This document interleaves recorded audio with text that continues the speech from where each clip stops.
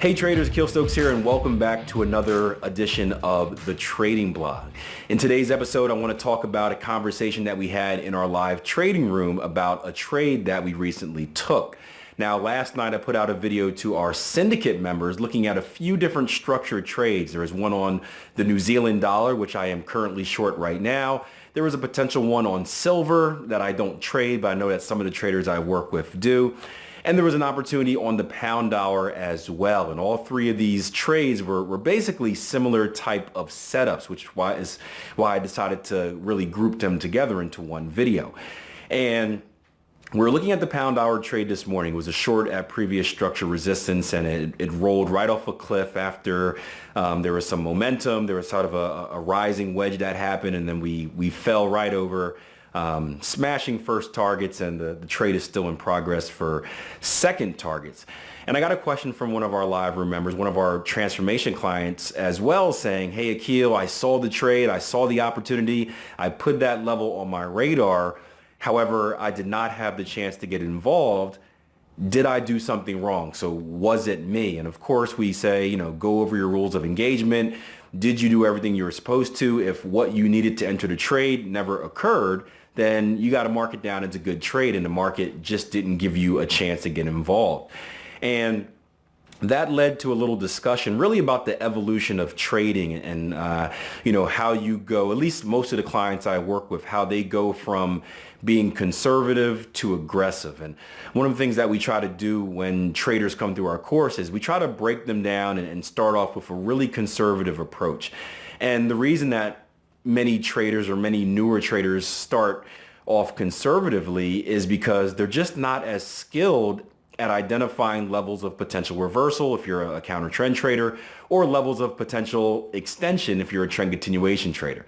Essentially what that means is they're not as good at spotting levels that are going to go in their predicted direction. So when that's the case, I think you want to take more of a cautious approach, because you want to really make sure you're right before putting, or I should say this, we don't know we're right. You want to really make sure you have the edge, the odds are in your favor to rewrite before putting your money at risk.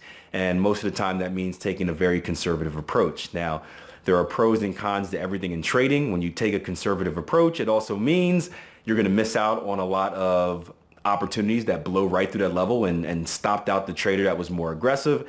It also means you're going to miss opportunities like the pound dollar, which roll right off a cliff. And you have to understand that's okay.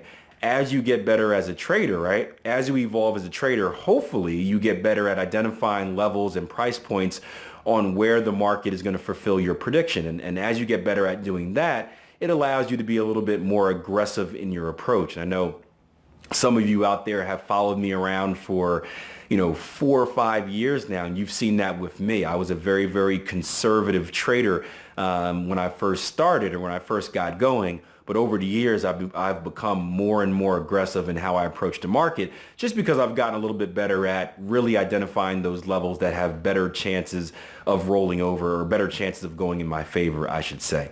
So it's pretty cool to know that. And as a newer trader, if you're watching this, in my opinion, I think you should take a conservative approach to start. And then as you get better, become more aggressive. As you get better, let the leash loosen up a little bit.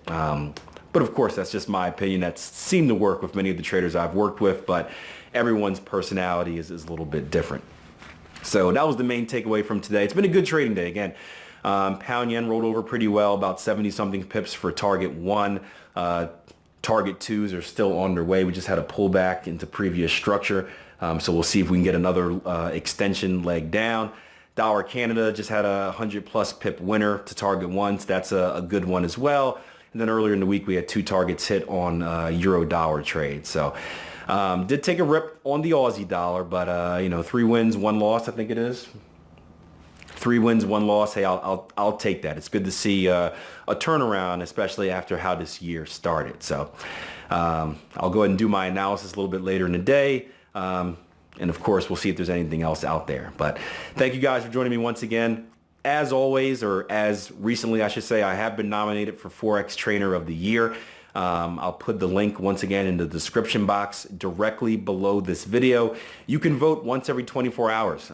So do me a favor. I think I'm in the lead right now. I think I have about 30% of the vote. Second place was maybe 28 last I checked or last I was told. But we need to keep that momentum going. We need to try and bring this victory home for the Trade Empowered team. And by that, I mean you guys as well, since you guys are regular supporters of what we do. So do me a vote. Give me a vote, I should say. It helps a lot. I appreciate it. And I'll see you guys tomorrow.